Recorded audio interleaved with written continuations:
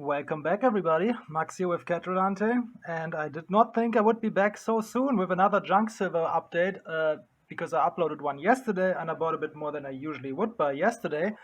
But this morning I got a call from my scrap metal dealer that he has a new bag of US and Canadian junk silver, and if I am not looking through it today, he will bring it to the refinery next week. So I was very keen on checking that out because I don't get so many opportunities like this, and that's what I always mean when I talk about being opportunistic and buying gold and silver.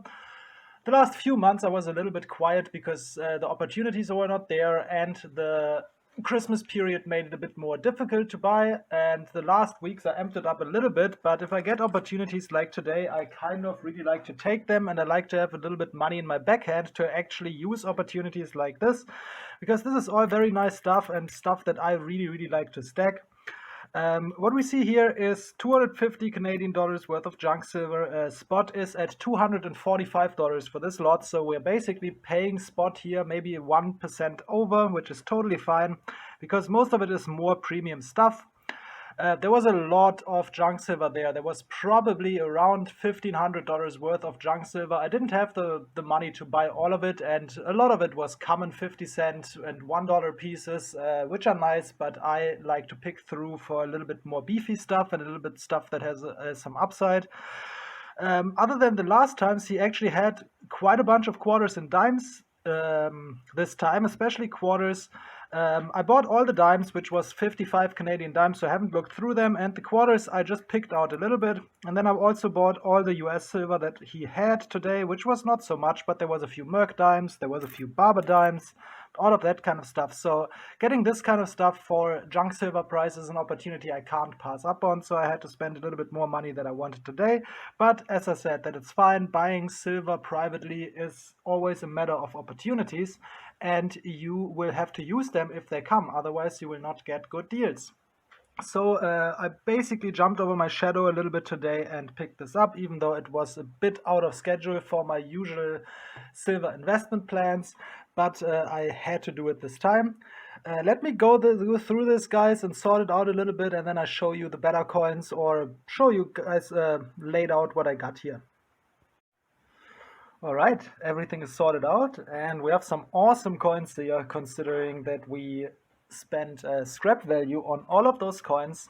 Let's start here up the top. This is all common date King George VI dimes, and as I said again before in my $half video, if I pick up Canadian junk silver, I always prefer the George heads over the young heads. Obviously, I prefer the George V even more, but the George heads are definitely harder to come by than the young heads, and they also have much lower mintages.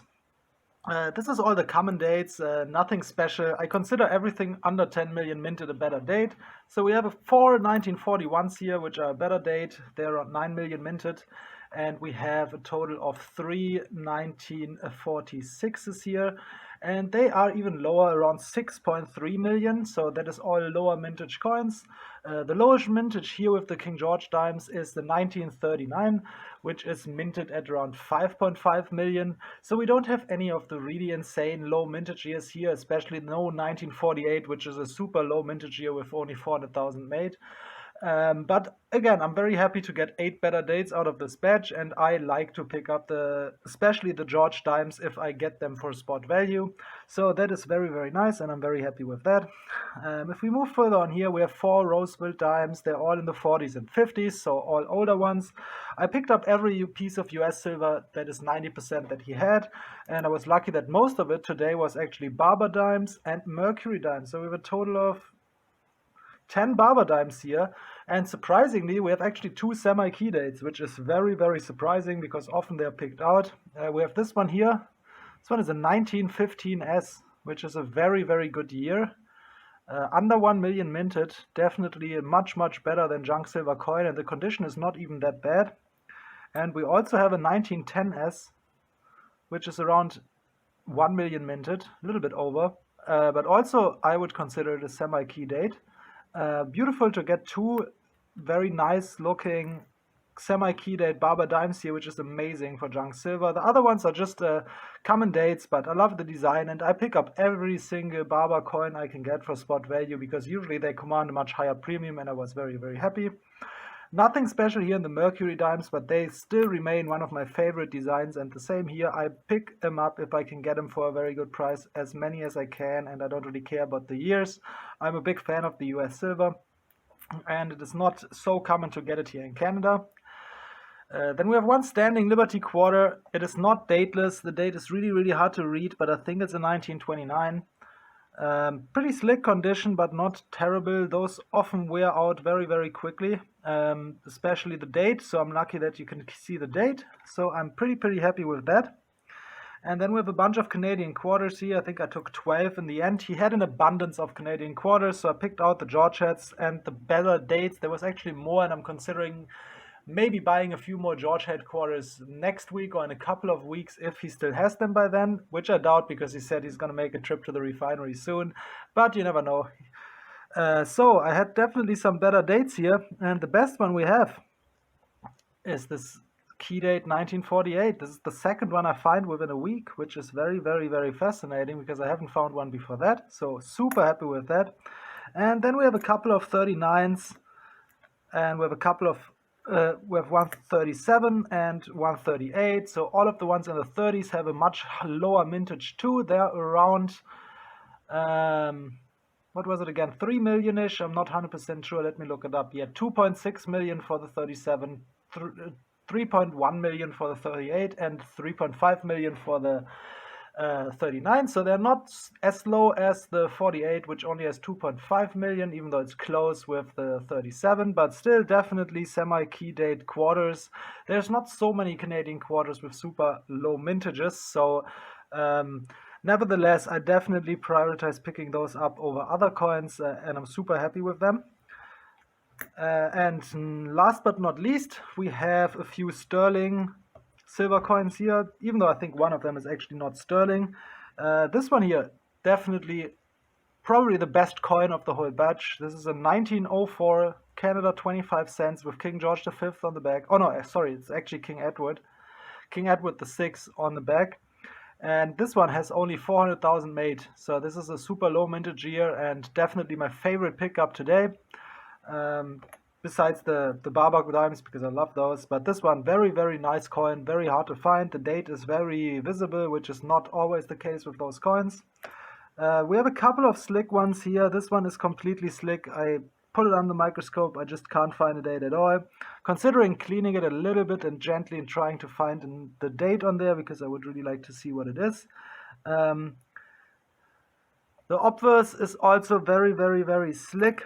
So it's very hard to say what it is, but we know for sure it's a King George V because he's facing to the left. The King Edward coins, they face to the right, so this definitely is something that is post 1920. But nevertheless, I don't know the date. And we have this one here where the date is also very hard to see. You can see the 19 and the 3, but I don't know what it is. Might be a good thing though, because we know it is a King George V.